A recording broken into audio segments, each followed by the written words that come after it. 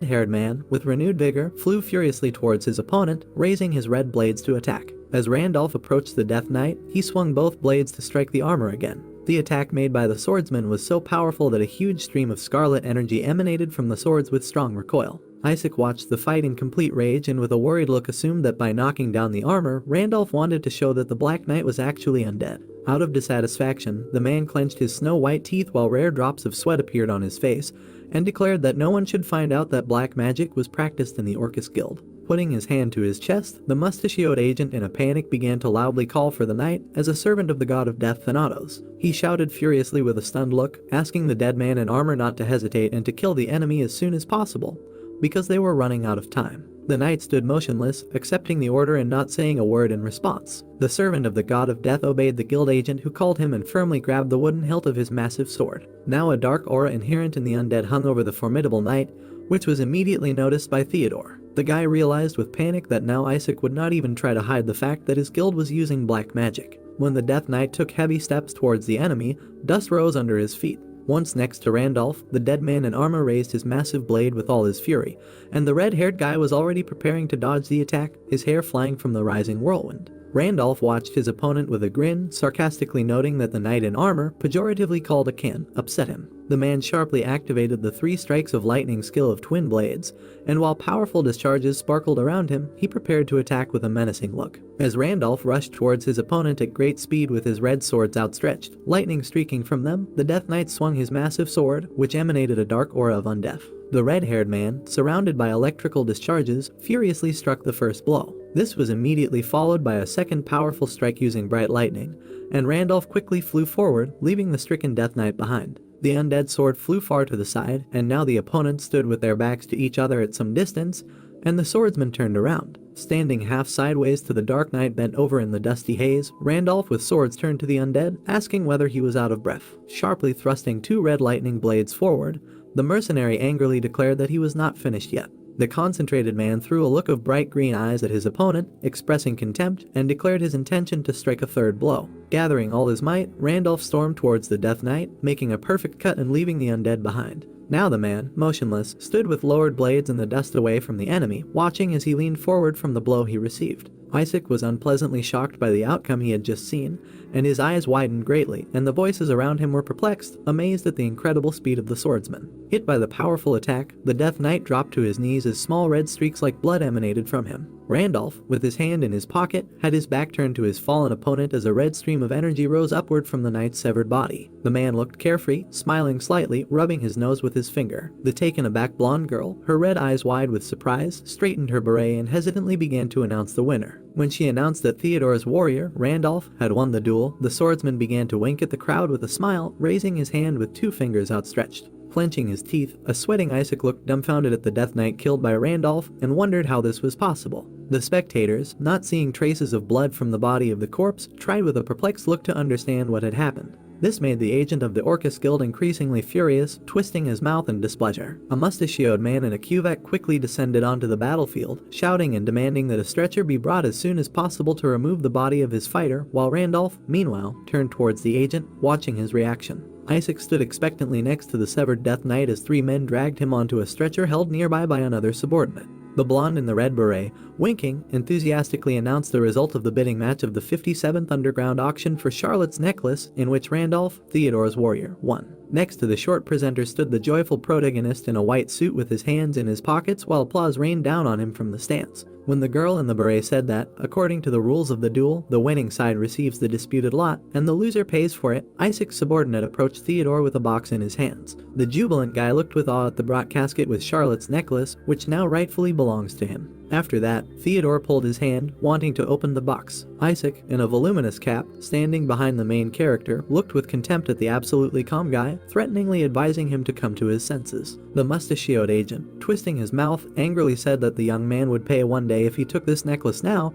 and then it would be too late to regret. After these words, Theodore broke into a malicious smile, declaring that Isaac was absolutely right. He turned to his interlocutor and with a mocking look asked the mustachioed man to think about whether he would have suffered such losses if he had decided not to get involved with him. This greatly boosted the ego of the agent of the Orcus Guild, and he froze in shock with his eyes bulging. The enraged mustache threw a frown at Theodore and, insulting him, again uttered threats. Randolph, standing next to the main character, closed his eyes and smiled, joyfully concluding that no money would be spared for such a spectacle because it is very funny to watch a man of status flushed with anger because of a thing taken away. Throwing a cold squint of contempt at Isaac, Theodore said that the agent had only shown his true colors. Crossing his arms over his chest, the lightning-fast swordsman looked at his interlocutor and clarified what they would do now and whether they would have the strength to deal with the Orcus Guild, which owns dark magic. Theodore suggested reporting the incident to the magical community so as not to ignore the black magicians who use sacrifices and other inhumane methods, adding that even the national army cannot resist them. The brunette said that he would leave an encrypted message for the informants of the White Tower, and in half a month the magical community would begin to investigate the dark affairs of the Orcus Guild, and Randolph was not at all surprised, noting that this was expected of the young master. Theodore admitted with a tired look that he had actually been very close to failure. Everything worked out only thanks to luck,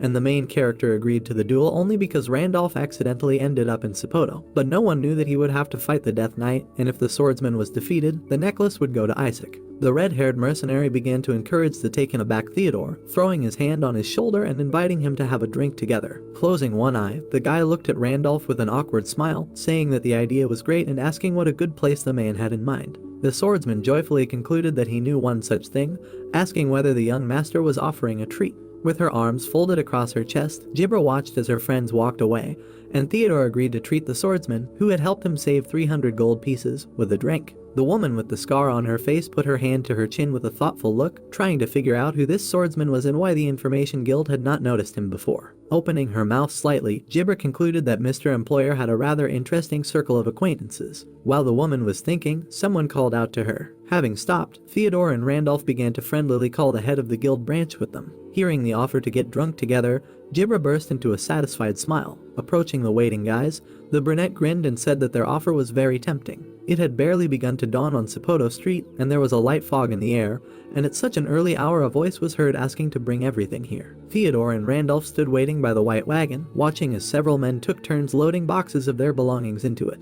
Jibra, standing at a distance, waved to the guys with her raised hand, asking if they were really leaving Sapporo, and noted that they had quickly recovered from yesterday's drinking session. Theodore, seeing the woman come out so early, was pleasantly surprised that she came to say goodbye. With her hands folded under her chest, Jibra said with a smile that the order turned out to be not so simple, so after such passions you couldn't just leave. Theodore realized that the head of the guild branch was going to share useful information with him, but she corrected him, calling it after sales service, and offendedly asked him to be grateful. Placing her hands on her sides, Jibra asked if the young man had decided where he would go, and he answered in the affirmative, admitting that initially the plan was to stay in Sapporo longer. Opening her eyes, the woman with the scar advised us to go east. Theodore asked in bewilderment if he had heard correctly, and Jibra confirmed them, noting that the main headquarters of Orcus was located in the southwest of the central continent. The woman explained that, due to this location, the guild has enormous influence in the south and west, but in the east it is less, so it will become noticeably easier for the main character in the coastal kingdom. Theodore thanked Jibra for the valuable information, asking in bewilderment whether it would be a loss for her to share something like this for free. Breaking into a satisfied smile, the woman said that she was satisfied with everything. Recalling the experience with warmth, she concluded that although they had been close to death a couple of times, overall the employer's request had been interesting. Theodore happily stated that he was pleased to hear such a thing, once again thanking the head of the department for her help, and Randolph looked at the woman with crossed arms and a smile. Jibra said that she hoped to meet in the future, promising to find a folder of original books and jokingly adding that Theodore would not hope for a discount, and he said goodbye. When the cart with the guys began to move away, disappearing into the alleys of Sapporo, Jibra, standing in the middle of the morning fog, silently followed it with her gaze. A blonde employee, Arkin, peeked out from behind a brick wall, watching the woman. Leaning on a wooden box, the guy crossed his legs and sincerely thanked the manager for the opportunity to earn extra money, but she just chuckled. Jibra then took out a cigarette and lit it with the magic of flames emanating from her fingers. Arkin played the role of the lighter man, standing contentedly behind the boss with hearts made from his fingers. Exhaling cigarette smoke, the woman turned to the blonde young man, assuming that he was interested in why she decided to help Theodore. Closing his eyes, the guy turned to his interlocutor and, smiling awkwardly, asked what she was talking about. Holding a smoking cigarette in her hand, Jibber with a serious look asked Arkin not to pretend that he didn't know, because she had been watching for a long time. The manager stole a glance at the employee, saying that the Empire's intelligence was offering a generous reward for information about the hero melter, and she simply let the guy go. When Arkin heard that Jibber could live comfortably on the money from the reward, he closed his eyes. She told the blonde man standing in the alley that even though there are only scum in the Empire, they always keep their promises, so the guild would not be deprived of gold. When Arkin decided to ask the question why Jibber decided to act differently, she turned slightly to him, casting a frown at her interlocutor. The woman vehemently stated that even though they were sewer rats, their drain was Karga's, so personal gain should not be put before the future of the country. When Jibber made it clear with contempt that she knew that Arkin could not resist at the sight of gold, the excited blonde guy, putting his hand on his chest, began to make excuses to his boss. The woman resolutely stated that the subordinate did not have to make excuses, and he fearfully put his hands in front of him. The next moment, the enraged Jibber was already flying towards the traitor of the Arkin Guild. She suddenly grabbed his head with her legs, wrapping her arms around his neck and crushing it. After the completed manipulations, the guy fell to the ground, and the woman landed on her haunches. Continuing to strangle Arkin with her feet, Jibber furiously declared that the Mouse King does not particularly favor talkers, deciding to kill the traitor. A lonely carriage raced through the desert, picking up grains of sand along the way. Theodore sat in the carriage, drawing a pentagram in his hands, and Randolph lay opposite him. Even in his sleep, 2 swords were attached to his belt. Theodore finished drawing a pentagram inside a circle on his notebook. Theodore placed his thumb on the top of the pentagram, pouring mana into it. As the summoning spell was recited, black energy burst out from the formed formation. Theodore, next to whose head black mana was bursting out, looked at the formation in his hand with a serious look. He gave a name to the summoned beast, calling it Hugin. From the black mana, the figure of a huge bird emerged from the formation. Theodore turned his gaze upward, amazed at what was happening.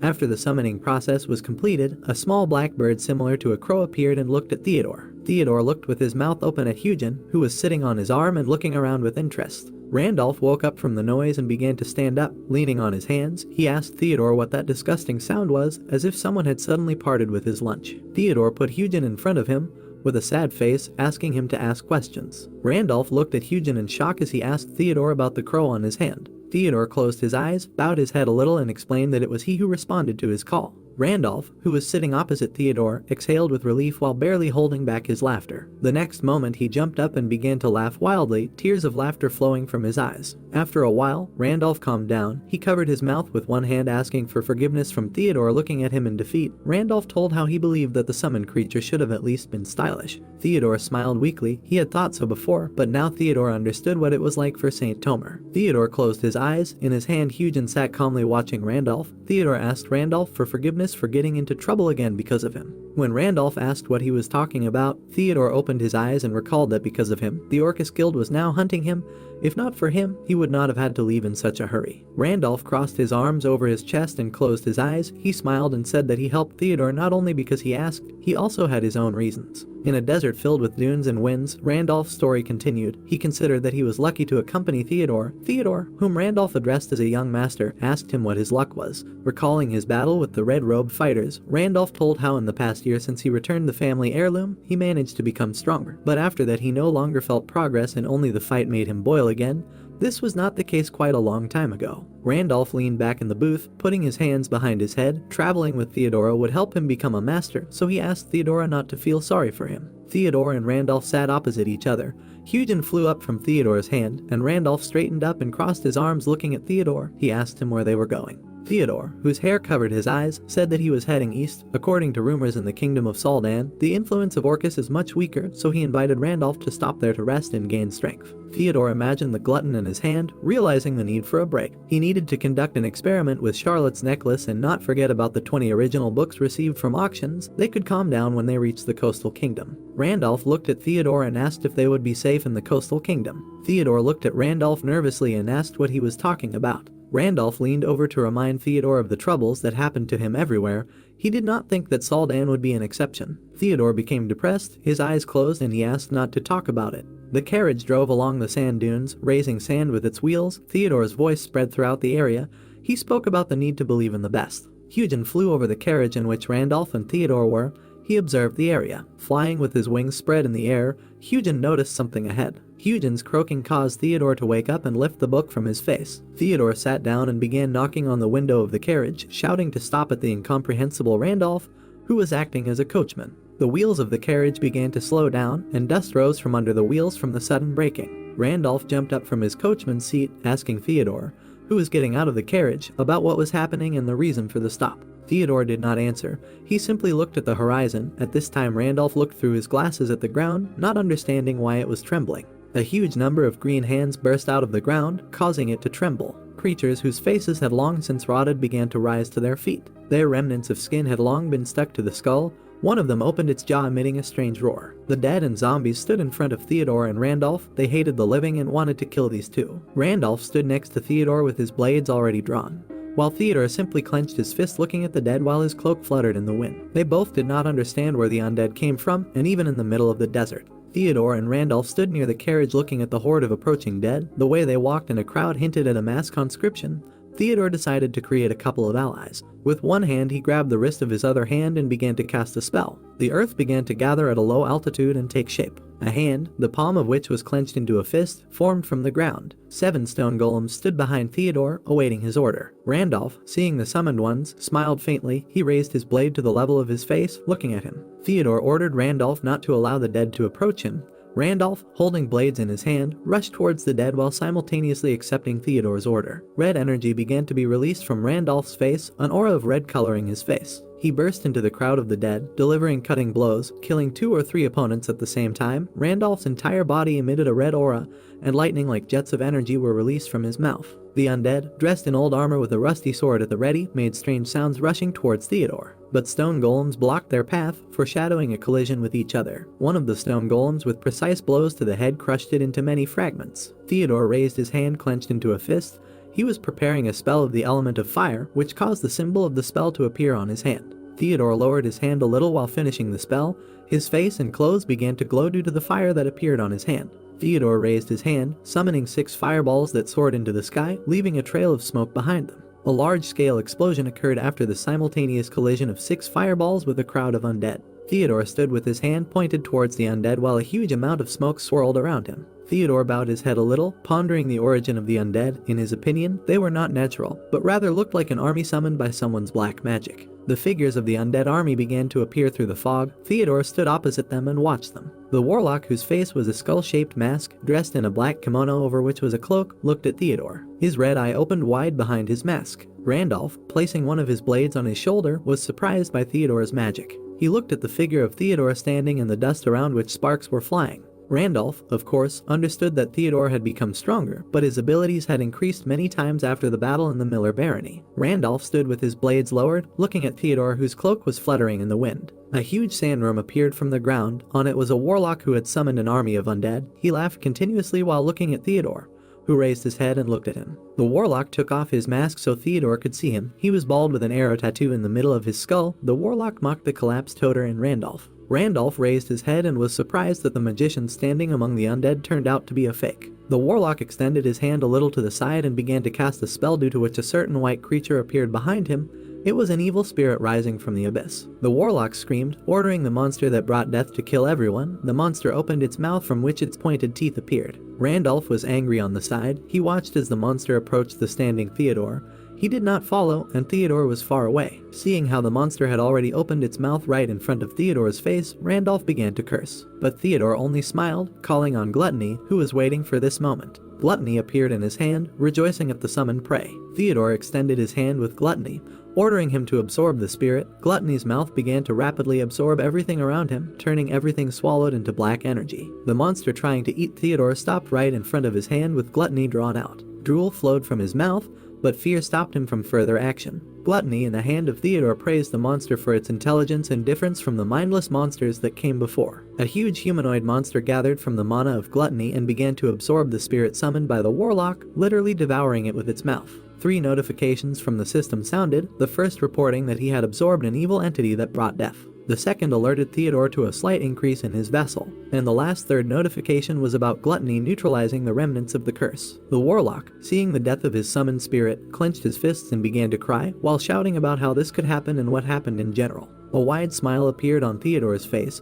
He clenched his fist, after which his entire body began to light up due to the fire spell that he performed without words. A huge explosion thundered throughout the entire area, sparks and light from the explosion spread to both sides. The warlock, leaving a trail of fire, flew out of the epicenter of the explosion. Theodore looked at the body of the warlock flying in the air in the distance and leaving a trail behind him. After some time, Theodore stood right in front of the body of the lying warlock, who asked with incomprehension about his identity. He raised his head a little looking at Theodore and asked how he could already be in the 5th circle at such a young age, and how everyone hadn't found out about him yet. Theodore, tilting his head forward a little, said that the warlock did not understand the situation in which he found himself. He continued to look at him and clearly began to explain to him that here he was asking questions, and the warlock was answering them. The warlock smiled looking up at Theodore. He was someone who explored death and enjoyed pain, so he was not afraid of torture. He narrowed his eyes at Theodore, asking if he thought of extracting a word from him through some pathetic torture. Theodore looked at the warlock, a little offended by the fact that his torture was called pathetic. Theodore rubbed his fists, asking the lying sorcerer if he had changed his mind.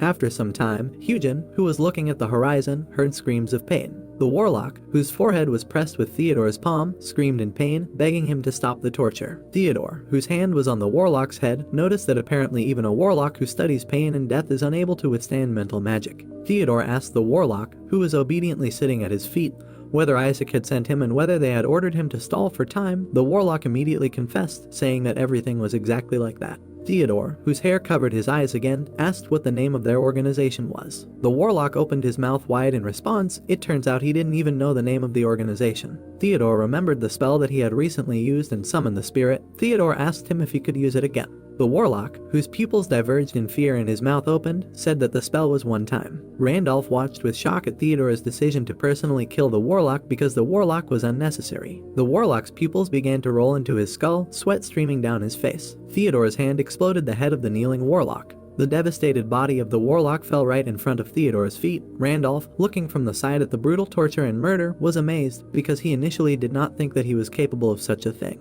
Randolph raised his glasses and told Theodore that he didn't expect that from him. He wasn't a big shot anyway. The warlock's body continued to smolder while Theodore talked about the undeservedness of humanity towards people like this warlock. He asked Randolph if he was familiar with the 8th commandment of the Red Tower. Randolph awkwardly responded by saying that he was not informed. Theodore exhaled, clenched his fist and asked to listen to him. Theodore looked down at the corpse and said that a good warlock, a dead warlock. Theodore stood clenching his fist, and Randolph laughed awkwardly and looked at the dejected Theodore in shock. Randolph and Theodore stood in the midst of countless grains of sand swirling and flying in the air. Theodore began to speak to Randolph, saying that no matter what, they still didn't know who he was, but they sent so many troops against him just to slow him down, which is why Theodore accepted the fact of the power of the Orcus Guild. Randolph turned his head and agreed with Theodore. In his opinion, although he dealt with them quite easily, he shouldn't underestimate them because these guys visited them every day. Theodore closed his eyes and wanted to communicate the plan he had thought of. Theodore, standing not far from Randolph, turned his head to him and offered him a trip to Ramos. Randolph approached Theodore and asked him about Ramos, if it was a port city. Theodore confirmed this by saying that it was one of the few in Kargas. Randolph scratched his chin with his hand equals. He roughly understood Theodore's plan. He wanted to move on water, not on land, which he immediately asked him about. Theodore, imagining the ship in the waves, confirmed his argument. The undead Orcus could not follow them in the water, and if they tried, strong currents and sea creatures would interfere with them. Randolph asked about the time they would have to travel to Ramos. Theodore replied that they would arrive tomorrow if they forget about the stops. Randolph chuckled weakly and suggested returning to the carriage. Theodore and Randolph, who had thrown his head back and stretched, walked towards the carriage. Randolph looked at Theodore with a smile, advising him to hold on tightly to something. Theodore's face contorted in shock. He looked with fear at Randolph, yelling about the full speed at which they would go. A stone statue could be seen on the roof of the city. The plot takes us to the port city of Ramos. Many birds were circling in the city sky. While in his thoughts, the main character said that in an attempt to hide from the hordes of undead sent by the Orcus Guild, they arrived precisely in the port city of Kargas. Looking around, continuing to think, Theodore noted that once in Ramos, he and Randolph decided to separate for a while, reporting that according to Jibra's information, the influence of the Orcus in the east was relatively small, which is why he immediately went to look for the ship, going to the kingdom of Saldan. From the windows of the palace, the voice of the main character was heard, asking about the availability of free ships. After which, the girl replied that, unfortunately, there were no places left. Leaning on the sofa, she said that other transport companies would tell Theodore the same, noting that now all ships sail either north or south. With her hands folded, the girl stated that only 3 ships were heading to Saldan, adding that at best they would return in a month. Taking out some object, the main character wondered what would happen if he showed it. Closing her eyes, saying that she understood, the girl noted that Theodore was from the Flonal Trade Guild. Looking at the taken aback protagonist, she said that the situation remains the same, adding that there are no places on passenger ships, stating that she could put him on a special ship.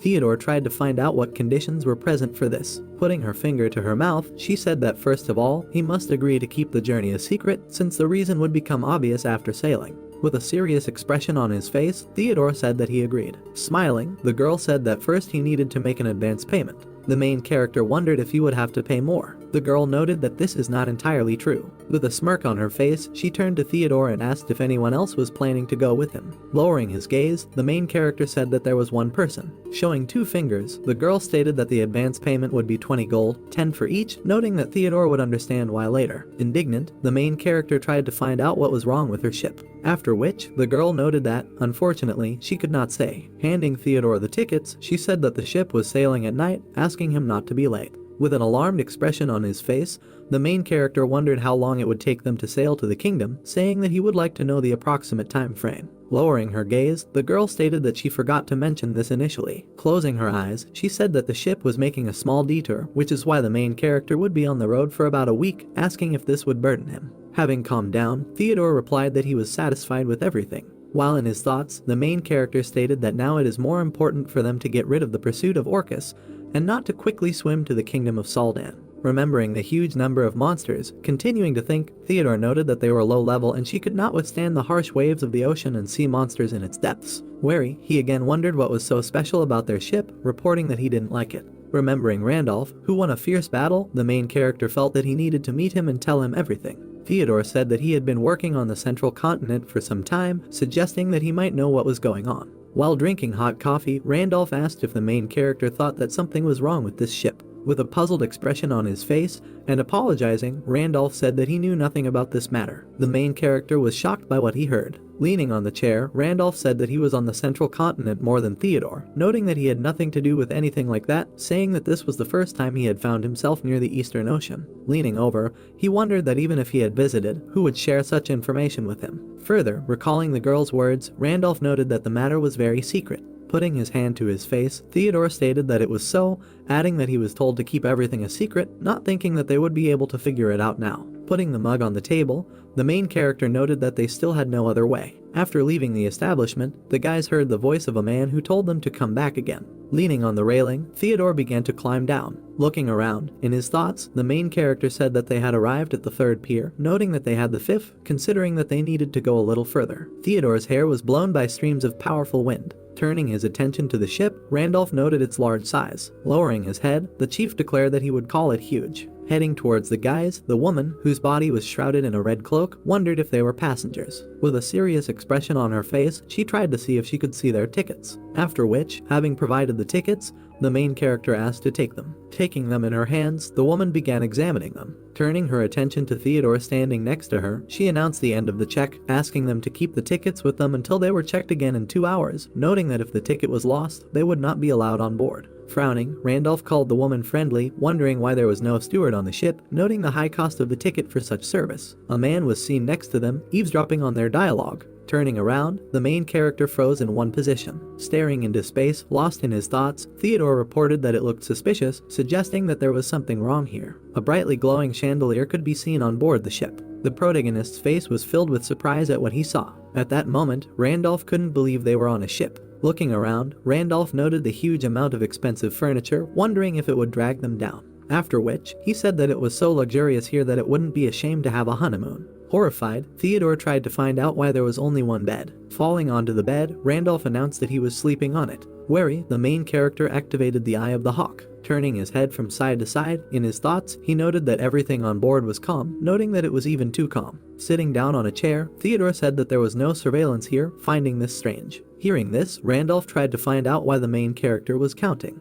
Turning around, Theodore said he meant it was too normal, adding that he expected it to be a casino or contraband ship. Continuing to watch Randolph lying on the bed, he wondered why such secrecy, noting that he was no different from an ordinary liner. Remembering the image of the man, the main character asked if Randolph had seen other passengers, adding that judging by their appearance, only the nobility and the rich were here, saying that it was not for nothing that a ticket to the ship was so expensive. After which, Theodore noted that even with the magic of clairvoyance, he did not notice anything strange. Closing his eyes, Randolph invited the main character to discuss this later, saying that there were no threats for them anyway, asking him not to worry in vain. Indignant, Theodore wondered if he had relaxed too much. After what had been said, Randolph said that he, a mercenary, needed to take care of the body. Leaning on the pillow, he noted that if he could rest, then rest, adding that he advised Theodore to do the same. Exhaling dissatisfiedly, the main character turned away from him. At that moment, the sun gradually went into sunset. Agreeing, Theodore said that he would listen to his advice. A mysterious glow emanated from the depths of the sea. Due to the powerful waves that arose, the ship began to rock from side to side. Strange sounds were heard from the depths of the sea. Rays of sunlight gradually enveloped the ship.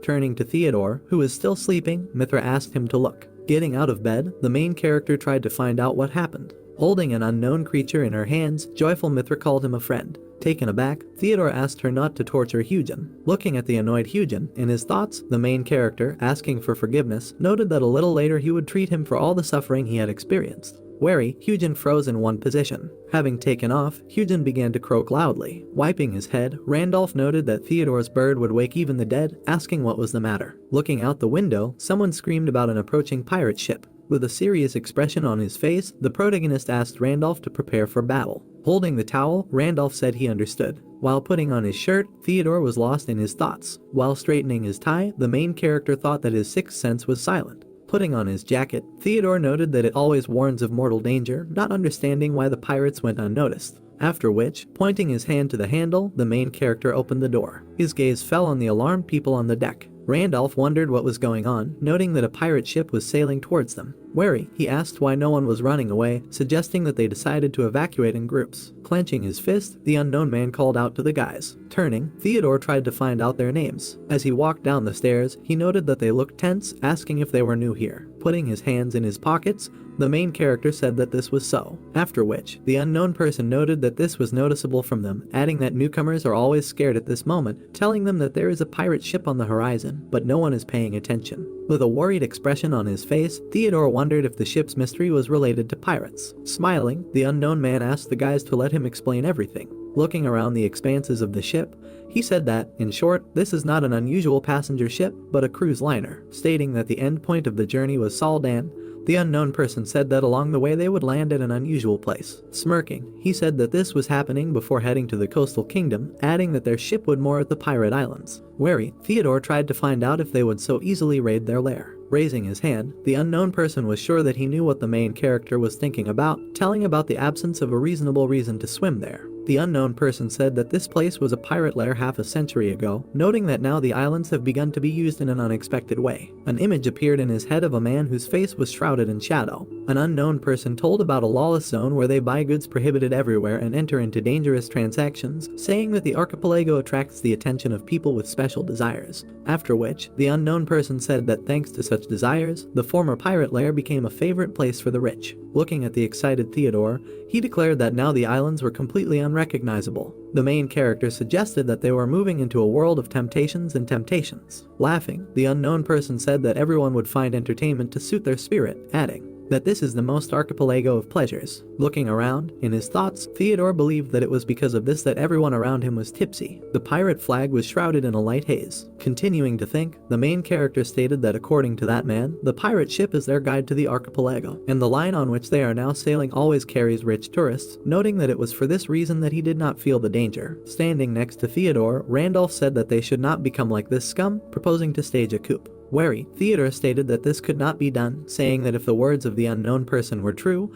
then the crew of the ship was at one with the pirates, noting that there was no guarantee that they would cooperate. After which, the main character added that they might not survive if the ship sank during the battle. Raising his head, Theodore said that for now they would not do anything, saying that on the eastern continent there was even a proverb for such situations. Turning towards Randolph, he stated that to catch the tiger, you need to enter his lair. The ship where the main character was gradually approaching land. Leaning on the wooden fence, the guy was glad that they had finally arrived. Lost in his thoughts, Theodore wondered what was the matter, saying that the weather was clear, the island was hidden in a fog with enormous magical power. Looking at the surprised protagonist, Randolph tried to find out if they had fallen into something dangerous again. Theodore's gaze fell on the pirate archipelago, which they were rapidly approaching. Smirking, the protagonist suggested that it was similar. The young man standing at the helm observed the pirate archipelago. Having docked, the man asked everyone to observe order when disembarking from the ship and to go down in the same order in which they boarded. Waving his hand, the guy noted that they had not seen each other for a long time. Looking around, the main character thought that the pirates looked quite intimidating, adding that they could not compare with Randolph, but they certainly had experience. The boy's eyes were caught by a stranger. With a smirk on his face and his hands folded, he demanded 10 gold pieces each for entry. Having given the gold, Theodore said that there were 20 gold pieces here. Looking at the board, the stranger froze in one position. Smiling, he greeted the guys, asking if it was their first time. Taken aback, the main character said that this was so, asking if there was a problem with this. Stretching out his hand, the stranger suggested that they hire a guide, noting that for just 1 gold piece he would find them a real expert on the island.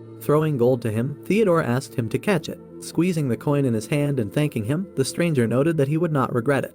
Putting his hand to his face, turning to Jack, the stranger said that she had 10 seconds, adding that if she did not appear, she would entrust them to someone else. Asking him to stop, Jack, running towards him, said that she would be there soon. Turning to the newly arrived Jack, the stranger said that these were new arrivals, noting that according to their agreement, she received half of the profits. After which, Jack thanked him for this. Putting his hands on the guy's shoulders, the stranger said that he would pay her as soon as she showed everything. With a smile on his face, he wished them a pleasant excursion. With an embarrassed expression on his face, the main character thanked him, thinking that seeing him made him feel uneasy. Leaning over as a sign of respect, Jack greeted the boys, hoping they had arrived without incident.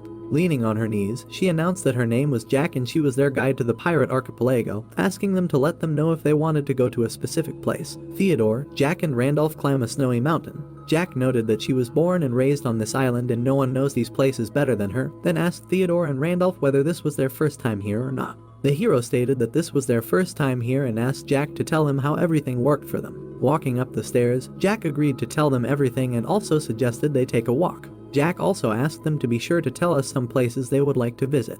After some time, they came to the house, after which Jack spread her arms and noted that this house was a gold mine of pirate society and 17 gambling establishments coexisted here. Then Jack stated that this is not an ordinary casino, because there are no restrictions regarding bets and you can win anything that is not so easy to get in the outside world. Jack smiled and said that if they were caught cheating, they would have to pay the bet tenfold. Theodore, surprised, said how to pay if there was nothing. Suddenly people appeared, covered in cloaks, and Jack noted that in this case they would lose their hands. Theodore thought that in other places everything was controlled by the law, but on the island such savagery was not alien to anyone. Jack, upset, noted that from their faces they were not going to play. Jack, Theodore and Randolph entered the city. Jack said that all the ladies would be delighted with Theodore and Randolph and asked them if they wanted to pass the time in the company of them. Randolph smiled and joyfully asked who the ladies were, and suddenly 2 very beautiful girls came out with good wishes. Randolph, seeing the girls, smiled and said that this was a tempting offer, after which Theodore threatened him that he would tell everything to Rebecca, and at the same moment Randolph noted that he had changed his mind. The hero stated that he was forced to refuse and asked if he could find out about something else. Jack, interested, asked what they wanted to know about, to which Theodore noted about the ruler, or rather who is the most important in the archipelago. Jack crossed her legs and surprisingly asked the question of who is the most important, after which Theodore told her what was surprising in that question, to which Jack noted that even in villages there are elders. Then she asked Theodore if he would say that pirates democracy. Theodore reached into the inner pocket of his jacket and told Jack that he had a few questions, to which Jack herself laughed.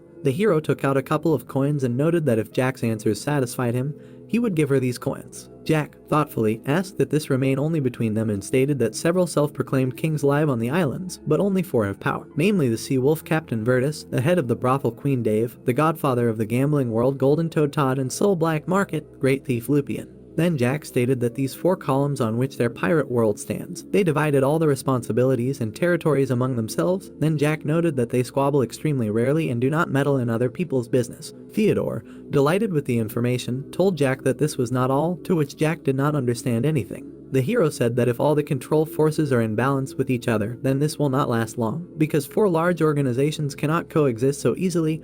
Then he noted one strange thing, because there are almost no conflicts between them. Theodore, raising his tone, asked Jack if there was anyone more important than these 4, to which she excitedly said that she knew nothing. Theodore and Randolph turned their backs to her and began to leave, declaring that they had closed this topic. Jack shouted at them to stop and got angry and said that she knew very little about the god of the sea, but she would try to remember. The hero turned his head to her and asked what kind of god of the sea she was. Theodore, Jack and Randolph entered the 2-story house.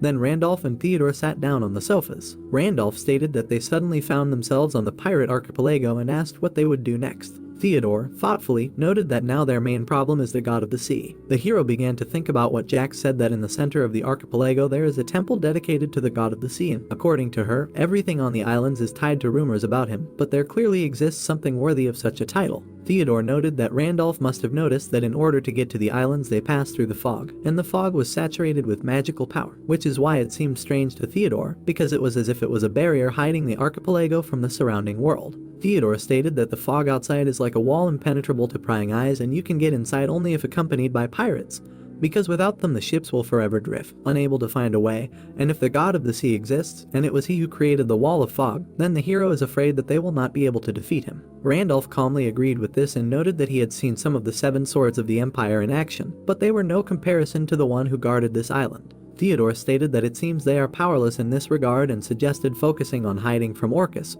because if you look at the situation differently, then the archipelago is literally a fortress and they are out of reach here. Randolph got up from the couch and told the hero that he was right, then stated that they still couldn't do anything else, after which he noted that he would go to bed and asked to be woken up when the ship arrived. Theodore thought that the next ship, according to rumors, would appear somewhere in a couple of weeks, and he did not want to sit idly by all this time. Theodore relaxed and rested his head on the back of the sofa, then took out Gluttony and addressed it. The hero stated that Gluttony spoke about transmission last time, to which the magical grimoire noted that he did not remember his exact words and was afraid that he would not be able to repeat them again. Theodore stated that Gluttony said it was necessary for her to strictly follow a certain procedure, and remembering that recklessness with Alfred only accidentally did not kill Theodore, thereby remembering the moment with Alfred where there was a huge surge of aura. Theodore then noted that there was something else about the gradual merging of souls, to which Gluttony responded positively. The hero asked Gluttony to teach him how to use the transmission, because this directly relates to the functionality of the magical grimoire, so it is not formally considered a question. Gluttony agreed that he would train Theodore, after which he stated that the transmission was primarily designed to more effectively use Rewrite, his 4th level ability. The magical grimoire noted that if Theodore manages to summon and absorb the soul of the author of the book, he will be able to take over his abilities. But as Theodore knows, from the experience of transmission with Alfred during the fight with Pride, direct merging of souls is a very risky business, so usually transmission requires completing the task. The hero asked what kind of task, to which Gluttony responded with the word quest, so the user can contact the authors of the absorbed scripts, and if he manages to deal with their unfinished business and tormenting regrets, then Theodore will have the opportunity to absorb fragments of their souls. Theodore asked if he could do this at any time, to which Gluttony responded positively and stated that right now Theodore had Lai Yun-sun and Saint Tomer available to him. The magical grimoire stated that Theodore called one of them and found out what he wanted, then asked who he wanted. Theodore began to think that Saint Tomer had recently taught him summoning magic, and now it would be more useful to adopt the skills of Lai Yun-sun, a master of hand-to-hand combat. Theodore asked to summon the author of the battle song, Lai Yun-sun, to which Gluttony agreed and began the summoning. The system reported that the hidden transmission function was activated. Receiving information about the quest, a request was sent to summon the essence of Lai Yun-sun. Then the system stated that the essence of Lai Yun-sun successfully responded to the call, and the temporary synchronization of consciousnesses was launched. Theodore was transported into Lai Yun-sun's mind, where the master stood in his dojo and greeted Theodore as a benefactor. The hand-to-hand combat master stated that they had not seen each other for a long time, to which Theodore agreed. Lai Yun-sun noted that he did not think to see Theodore again and was very happy about it. Upset, Theodore asked the master whether he knew why he was called. Lai Yun-sun confidently gave a positive answer and noted that he knew Theodore's goal. With a grin, the master noted that Theodore wants to complete unfinished business, so that in return the master would give away all his knowledge. Theodore answered positively with tears in his eyes. The hero thought that the successful completion of the transmission, as Gluttony said, would lead to the complete disappearance of Lai Yun-sun's personality. But is he really ready to make such sacrifices for the sake of his aspirations? The master asked Theodore to do one favor, to which the hero thought whether this was serious or not, after which he asked if the master was sure, because his personality would cease to exist. To which Lai Yun-sun stated why they called him then, if Theodore had gone too far, because it was too late to return. The master noted that in any case, the man named Lai Yun-sun was long dead, but if this way he could get rid of regrets, he would be only happy. Theodore accepted this and asked what the master wanted. The master grinned and said that he wanted to return home, but Theodore did not understand what he meant, and then the master said that his Sun Nui family is in the White Cloud Mountains, where his native land is. Frustrated, Theodore said that he wanted to return to his homeland, then thought that there is nothing unusual about homesickness, but in this case, everything is not so simple, because according to Lai Yun-sun's memories, the White Cloud Mountains are located at the very edge of the eastern continent, and to get there, you need to cross the ocean and a good part of the mainland, which will take at least a year. Then I thought that it would be easier with Alfred and St. Tomer, because traveling to the eastern continent is not an easy adventure. The master unfortunately stated that he could not offer anything else, but he would like to wish for something more achievable. Smiling, the master noted that it looked like Theodore would not be able to complete the transmission and said that the hero should not go out of his way if the master asks too much, because the dead should not interfere with the living. Frustrated, Theodore continued to think about how his master calls him a benefactor, but everything is just the opposite, because whatever Theodore did without his battle song, he most likely rotted underground for a long time. Continuing to think about unfulfilled desires right now are tormenting Lai Yun-sun's soul, and Theodore stands in front of him and does not want to help, just to avoid unnecessary trouble. Resigned, the hero declared that the master should rely on him. Smiling, Theodore said that he did not know how long it would take, but he swore that he would help the master return to the White Cloud Mountains. The surprised master thanked Theodore and asked him to dispel his regrets, then turned his back to Theodore and wished good luck to his benefactor, then disappeared into smoke. Gluttony stated that the synchronization with Lai Yun-sun was completed and asked Theodore whether to call the next one. The surprised hero asked who else was there,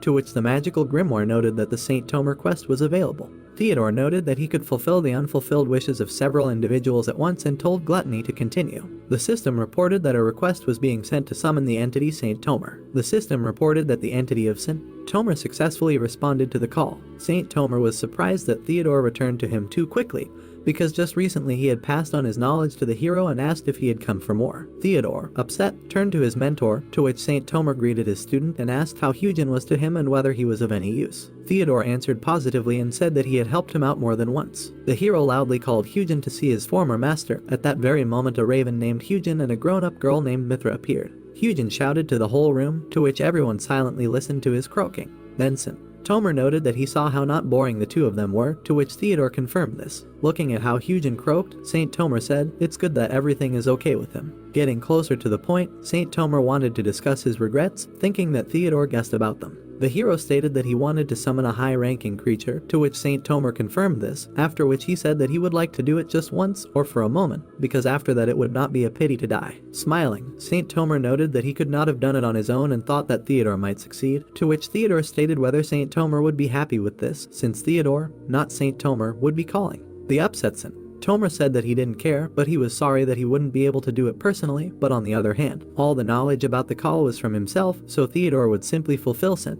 Tomer's dream with his own hands. Confident Theodore said that he would not let his mentor down. St. Tomer noted that Theodore had been taken to an unusual place, to which the hero asked why. The author of the book stated that Theodore is now in someone's possession and if there is a sea around, and as it seems to St. Tomer, then it is so, because the most likely candidates are the kraken, megalodon, and sea serpent. Theodore asked the researcher who the sea serpent was, to which St.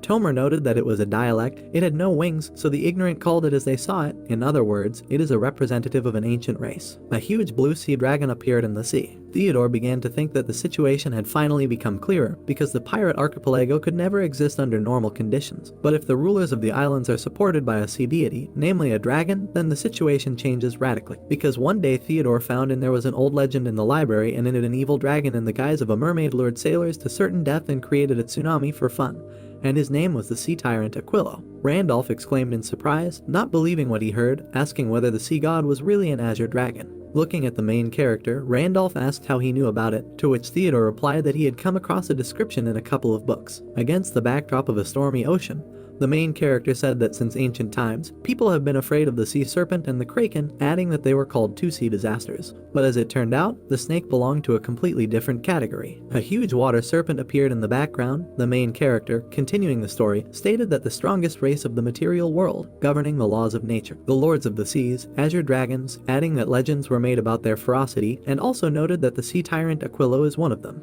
Listening to Theodore's story, Randolph said that in this case, they should stay away from him. Confirming Randolph's idea, the protagonist said that the best thing to do now would be to lie low. Continuing the dialogue, Randolph suggested that they might have to hide for a long time, to which Theodore replied that they were not in a position to leave calmly. Against the background of the storm, the main character said that, according to St.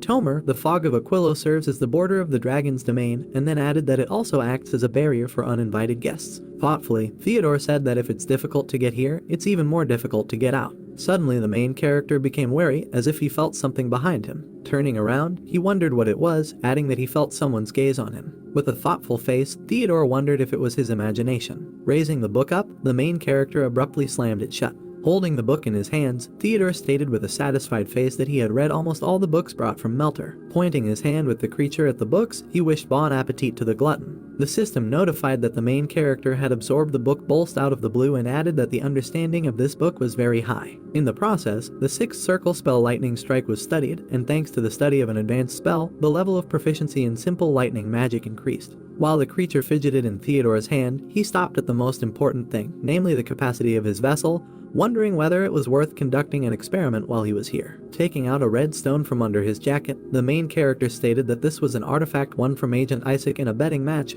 noting that he had not even removed the seal, let alone used it. Theodore wondered if he should figure out how the artifact worked. Having put the artifact away in his bosom, the main character said that there was no point in taking unnecessary risks. Looking around the vast room, Theodore stated that he was already in the lair of a tiger, or rather a dragon, noting that if he also started summoning evil spirits, then it was generally unknown how things would end. Wrinkling his face, the main character again felt something. Looking at the jug, Theodore wondered what this eerie feeling was. Watching an unknown entity crawl out of the jug, the main character was surprised, wondering if they were really being followed from the very beginning. A moment later, the creature from the jar began to grow. Theodore cried out in surprise, not believing his eyes. Seeing the creature approaching him, he recognized it as the highest spirit of Nayad. The entity stated that she wants the creature to convey a message to the main character. Before Theodore even had time to ask a question, the creature immediately interrupted him with the words that it was better to do without details, and then urged him to listen to her carefully. Suddenly, the water creature took the form of a girl. Smiling, the Lord of the Ocean greeted Theodore. The main character was stunned by the powerful aura. According to him,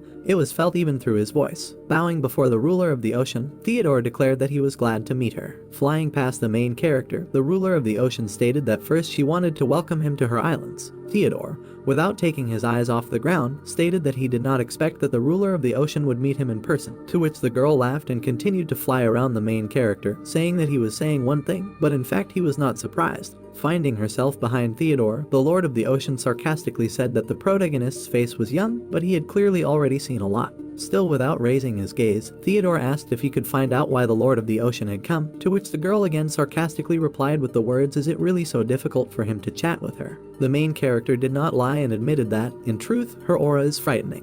Having changed her face, the ruler of the ocean sarcastically thanked him for his honesty, adding that it was not that she disliked such people, but she would advise him to be careful with his words, because she could inadvertently kill him. From such a statement, Theodore could not contain his fear. Touching the main character's face with one hand, the Lord of the Ocean declared that he was cute even when he was scared, but did not hesitate and decided to get straight to the point. The Lord of the Ocean whispered in Theodore's ear that in 3 days a festival in her honor would be held in the heart of the archipelago and that she would like him and his friend to be there. Still under the power of fear, Theodore said that they would come, to which the woman replied that his head was in the right place and that if he had refused, he would now be lying lifeless. Once again approaching the protagonist's ear, the Lord of the Ocean announced that she was expecting them in 3 days and that if they did not show up, she would kill them. Suddenly the woman disappeared, leaving not a single trace behind her. Standing behind Theodore, Randolph asked him whose incredible thirst for blood he had just felt. With horror on his face, Randolph assumed that the sea tyrant himself had appeared. Theodore, sighing with relief, confirmed Randolph's assumption, saying that it was a projection from the body of a higher spirit, and then added that she left a message. Crossing his arms over his chest, Randolph asked what kind of message she left. The main character told him that in 3 days they should go to the festival, and then turning to Randolph, he added that if they did not come, then an unenviable fate awaited them. Randolph put his finger to his head and wearily declared that it was never calm with Theodore, because first there were warlocks and now a dragon.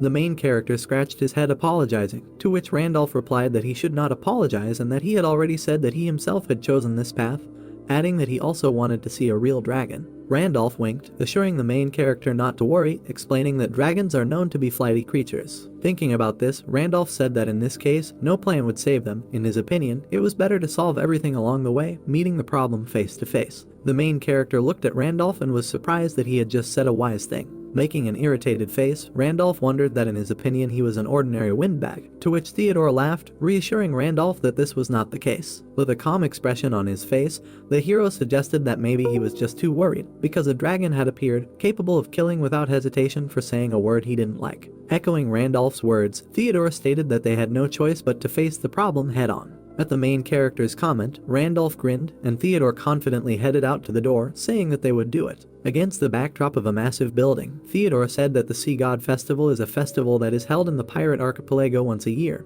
but no one, Not even the four kings knows exactly when the next one will begin. Further, the main character stated that most likely they were looking at an example of the inconstancy of the sea tyrant Aquilo. Two men in cloaks, looking at Theodore and Randolph as they rose, stated that they had been waiting for them. The main character looked at them with a suspicious look. Looking at these people, Theodore realized that, like that Naiad, their minds were controlled by the fear of the dragon. Passing through the arch, Theodore felt that he should not follow them, but he understood that if they contradicted him, then inevitable death awaited him. The four of them walked across the long bridge that led further to the festival. The main character could not help but admire the beauty that appeared before him. The man in the cloak, who looked at this whole performance along with the heroes, explained that every festival they give away half of the acquired wealth from the entire archipelago, adding that this is their tribute to the sea god. The guy stated, the bigger the offering, the better the blessing. Putting his hands in his pocket, Theodore asked how many years they had been paying tribute. The guy in the raincoat said that they had been paying tribute for 52 years, which surprised the main character. Against the background of the landscape of the festival site, Theodore wondered in his thoughts that Aquilo had really been taking half of the income for herself for half a century. Having scrolled through all this in his head, it became clear to him where the stories about dragon slayers came from,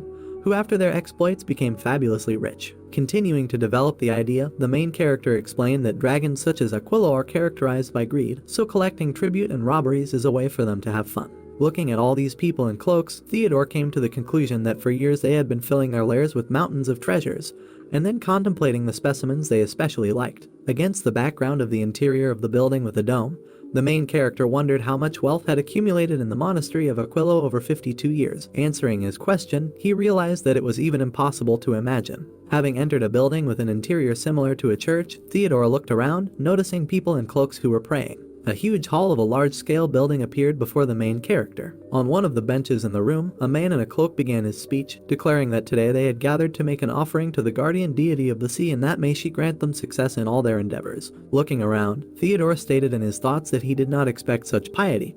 He assumed that they did not seem to care about the methods by which their followers collected these offerings. The main character noticed that their selfishness knows no bounds. Suddenly Theodore wondered where Randolph had gone. He realized that he had lost sight of him as soon as they entered and hoped that nothing would happen to him. The main character's thoughts were interrupted by a voice that said that festivals were starting to tire. The hero realized that it was Mrs. Aquilo. She explained to Theodore that she had sent Randolph and the others out for a walk. She doesn't know why, but she wanted to look only at Theodore. Calling the main character along, Mrs. Aquilo asked him to follow her, wanting to walk with him a little, adding that maybe this would help revive this festival. Walking through the corridors of the building, Theodore was suddenly enveloped in white smoke. In his thoughts, he realized that the smell was coming from somewhere in the depths of the palace and was becoming stronger with every step.